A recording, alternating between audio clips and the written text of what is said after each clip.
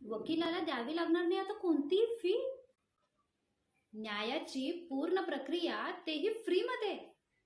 हे असंच काहीचं टायटल मध्ये तुम्ही वाचलत ना? आता हे कसं शक्य आहे हा प्रश्न तुम्हालाही पडला असेल, बरोबर?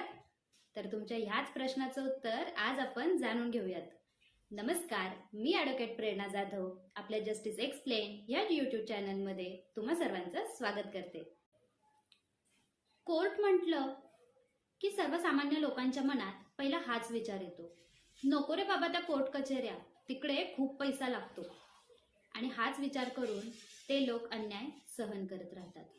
पण ते म्हणतात ना, अन्याय करणाऱ्यापेक्षा अन्याय सहन करणारा हा जास्त गुन्हेगार असतो. आणि म्हणूनच आपल्या भारतीय राज्यघटनेमध्ये देखील आर्टिकल 39A मध्ये equal justice and free legal add म्हणजे समान न्याय आणि मोफत कायदेशीर मदत ही तरतूद आहे.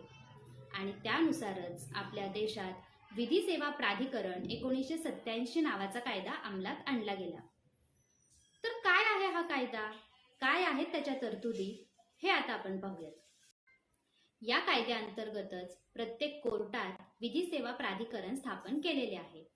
आणि ही मोफत कायदेशीर सेवा मिळवण्यासाठी कोण कोण पात्र आहे हे या कायद्याच्या कलम 12 मध्ये सांगितलं आहे. तर त्यानुसार महिला, लहान मुलं ज्यांचं वय 18 पेक्षा कमी आहे, वयोवृद्ध व्यक्ती, अपंग व्यक्ती, मानसिकदृष्ट्या दुर्बल असणारे व्यक्ती, औद्योगिक कामगार, नैसर्गिक आपत्तीने पीडित असणारे व्यक्ती जसे की भूकंपग्रस्त, पूरग्रस्त, दुष्काळग्रस्त, अनुसूचित जाती जमातीमधील व्यक्ती व ज्यांचं वार्षिक उत्पन्न हे 3 लाखापेक्षा कमी आहे असे व्यक्ती ह्या सेवेसाठी पात्र आहेत.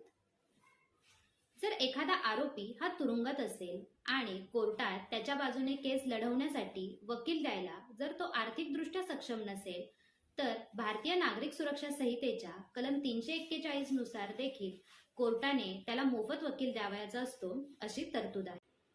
आता तुम्ही जर या पात्रतेमध्ये बसत असाल आणि तुम्हालाही मोफत वकील आणि मोफत कायदेशीर सेवा हवी असेल, तर तुमची केस ज्या कोर्टात चालू आहे किंवा तुमच्या जवळील कोर्टामध्ये असणाऱ्या विधी सेवा प्राधिकरणाच्या कार्यालयात तुम्हाला जावे लागेल. तेथे जाऊन निशुल्क छापील अर्ज घेऊन त्या अर्जामध्ये तुमची सर्व आवश्यक ती माहिती भरून तो अर्ज त्या कार्यालयात जमा करायचा. किंवा तुम्ही एखाद्या साध्या कागदावर देखील तुमचे नाव, वय, पत्ता, लिंग, राष्ट्रीयत्व, मोबाईल नंबर आणि ही विधी सेवा का हवी आहे याचे कारण नमूद करून त्या अर्जासोबत तुम्ही जर अनुसूचित जाती जमातीमधील असाल तर त्याबाबतचा पुरावा किंवा तुमचे वार्षिक उत्पन्न हे 3 लाखापेक्षा कमी असेल तर त्याबाबतचा पुरावा व प्रतिज्ञापत्र जोडून तो अर्ज स्वतःच्या हाताने किंवा पोस्टाने विधी सेवा प्राधिकरणाच्या कार्यालयात पाठवला तरी. पात्र कोण कोण आहे हे कळालं, अर्ज कसा आणि कुठे करायचा तेही कळालं. तर आता ह्या सेवेअंतर्गत कोणकोणते लाभ मिळतात हाही प्रश्न तुम्हाला पडला असेल, राईट?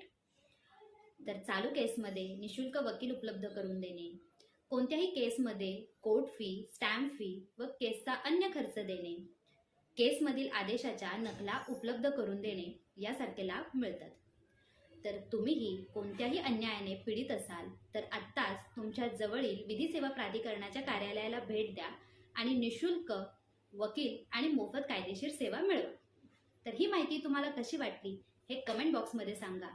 आणि अशाच अजून कायदेविषयक माहितीसाठी चॅनलला लाईक, शेअर आणि सबस्क्राईब करा.